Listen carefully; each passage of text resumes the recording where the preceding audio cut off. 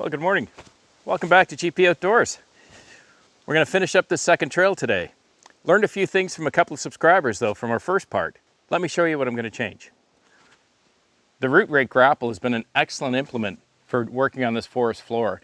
Does a great job. You can dig the tines in just below the surface, scrape up any debris, logs, branches, rocks, anything else that's in your way, and try to clear off some of the surface stuff.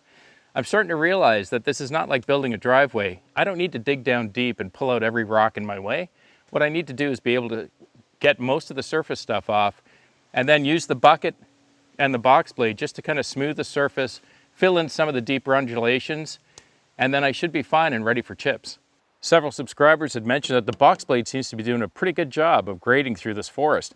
However, a couple of them suggested that I extend that upper control arm out just a little bit, tilt the box back a bit just to give it a little bit of a more aggressive profile on the blade, and that might work a little better. So we're going to try that today. So it doesn't look like the grading is going to be too bad on this trail or this section of trail. Right now we're tracking to finish a lot quicker than we did the very first trail I tried a few weeks ago. So I'm going to fire up the tractor, drop that box blade, and let's get this done today before the rain comes. Cheers.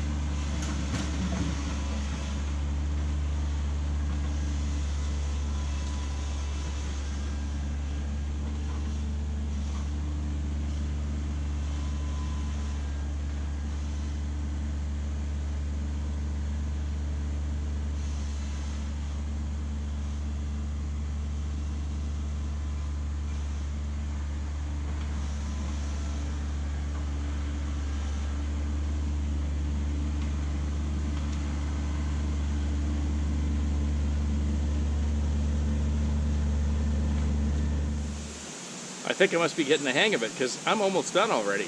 I've got about 25 feet left, and that's about it. Let's wrap this up.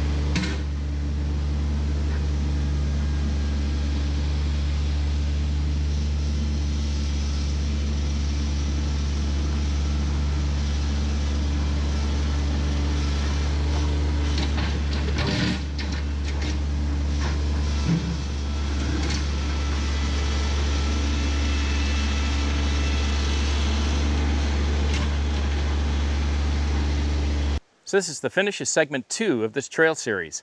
Went a lot better than the first one. Now if I can only talk our good friend Tractor Man 44 into making a road trip up to Ontario with that great 4,000 pound roller he's got, we'd be able to flatten these all out in no time.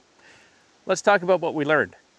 This second segment of trail was about 150 feet long, so it was actually about 25 feet shorter than the first segment, which kind of surprised me. But it's a connector trail making its way to the northern boundary.